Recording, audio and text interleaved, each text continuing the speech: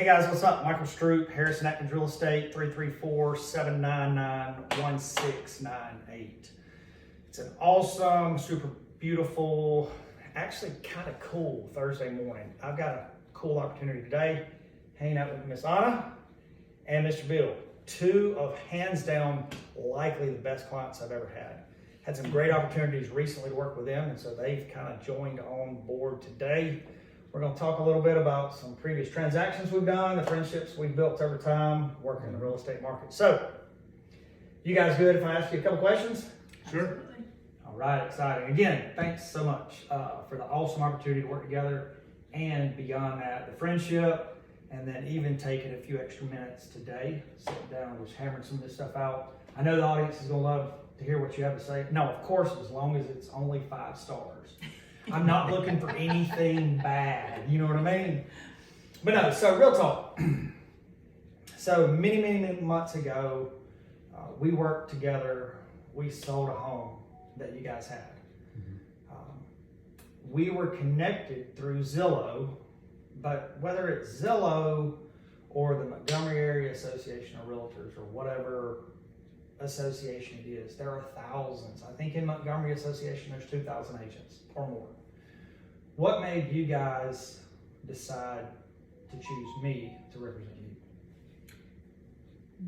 you? So when we started actually looking for a property using the real estate tools like Zillow, that is how we first came across your name, Okay. and your realty.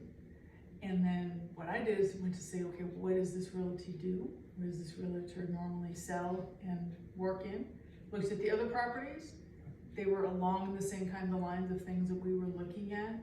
It involved land in some regards, which a lot of realtors aren't really focused on properties that include land as part of it.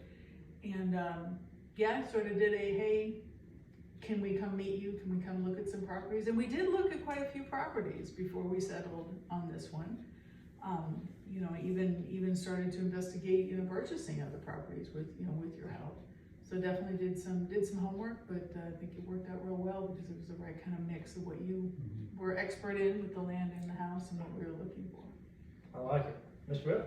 Well, when we met and talked to you about what it was that we were looking for, which was a nice house and some land that we could mess around with, in retirement.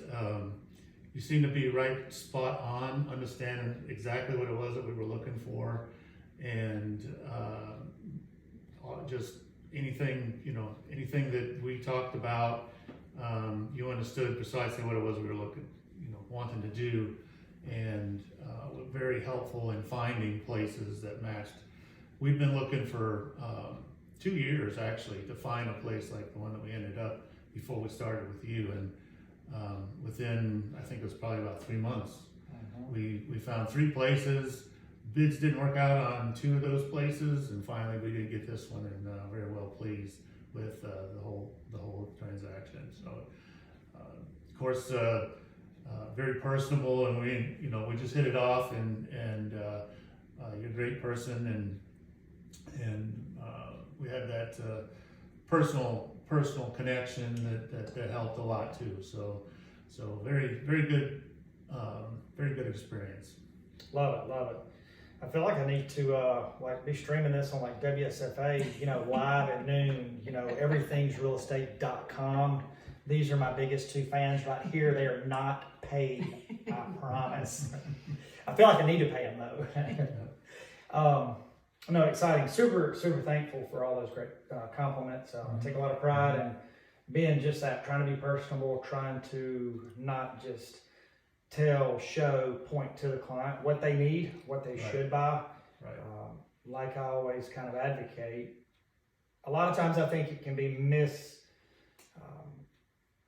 misperceived, maybe is a good word for it, but a lot of times I think agents feel like they're the boss and the client is the worker or whatever. Mm-hmm. Right. I like to kind of keep more of an ideology on this thing that, as clients of mine, you're the boss, I'm the worker. You're hiring me to work for you, and that's, again, you tell me what you want, it's then my job to go find that and give you the guidance along the way. I do remember one of those properties that we were close on. I was tickled. I think you guys were as well. And then some inspections headwinds we hit. Was kind of like, you know, flying a jet plane into a brick wall. I think the guy, bless his heart, I think he knew more than we all did. The seller of that one. That was fun. That was a lot of fun. But Very it good. helped us narrow down what to look for too, though. I mean, as far as, you know, the types of things that you knew resonated with us, and I think right after that was when we ended up finding this one, but it didn't take long after that. It was. I remember that. It was very shortly Yeah. thereafter. That's cool. And so another question, y'all have done a lot of cool stuff here at this place where you've moved into, you've purchased, like I said before, we were talking earlier, you know, you didn't just buy a home, you bought a house and you had the opportunity to come in and do some renovation works to the property and make a house into a home. Mm-hmm. Top two, each of you, favorite recent renovations. Miss Anna. Putting the portico onto the front of the house. I like it. Okay. Something very simple, but it Yeah. really changed the style. Okay. And it, to me, was something we were willing to do to the house, and made a big difference. And then I think the second thing was actually just coming through with windows and doors, which seems very simple. Yeah. It's not just energy efficiency, but it's just that, okay, now it's freshened and has that actual, being willing to do some of those things.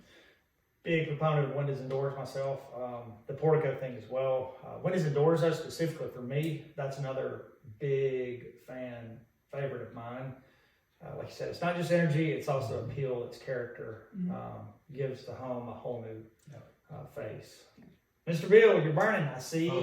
He's got like 25 favorites. Lots of things we could talk about, but I think probably the most impactful thing that we did was right here behind us. This was 2 closets and then a third closet that contained the heating and air system.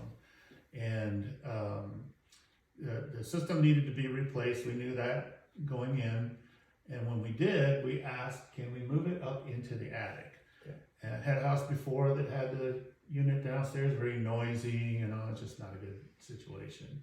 When we did that, it allowed us to remove the ductwork from that, which was hanging down from the ceiling a little bit.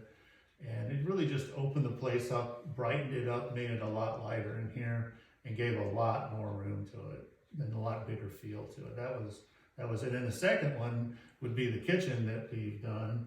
I got to hand it to my wife. She picked out and redid the whole thing. This is basically, she was the prime contractor for the kitchen. And you didn't need a designer, you had her. right, absolutely. And it just turned out fantastic. It's you know, anybody that comes to the house remarks about, oh my God, look at this kitchen. It's just beautiful. Yeah. So that's my two. Well, you know, just like I told you guys earlier, in a little process of a project myself, and again, for what it's worth, I did totally steal your ideas. If you ever come over to my place, you might think you're at your place if you're in the kitchen, because our kitchens are going to be almost identical. I love what you've done. Thank you.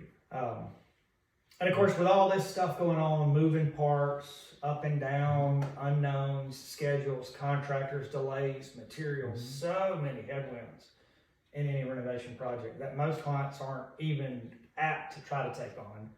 I know there had to be some headwinds, maybe some headbutts, all but knockdown dragouts between you guys.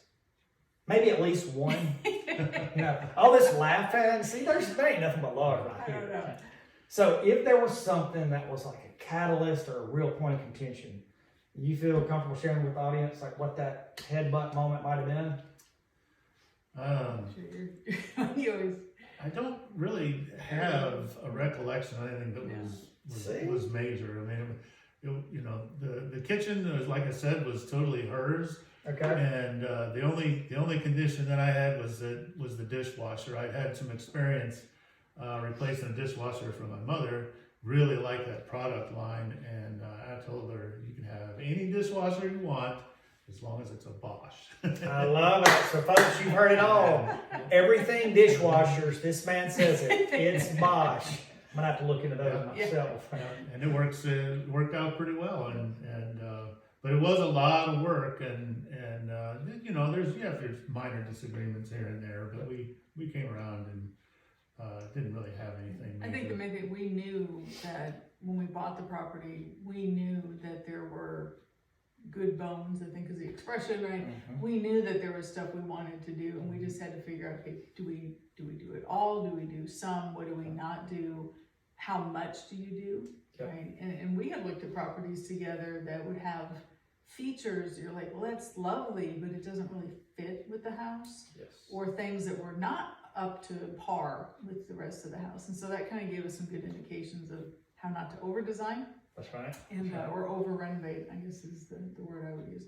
So I think for the most part, we were pretty consistent, and included out to the outside, right? The landscaping, the renovation we did around the outside of the house, some of the additional concrete work and things like that as well, knowing what's appropriate for the house.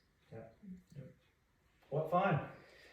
Well, again, super grateful, super thankful for both of these awesome clients, Miss Anna, Mr. Bill. Again, not only for being a friend, for having the opportunity to work together, for taking the time to sit and talk. Remember, all things real estate, Michael Stroop, Harrison Atkins Real Estate, 334-799-1698. Give me a shout. Talk soon. Thanks, guys. Thank you. Thank you.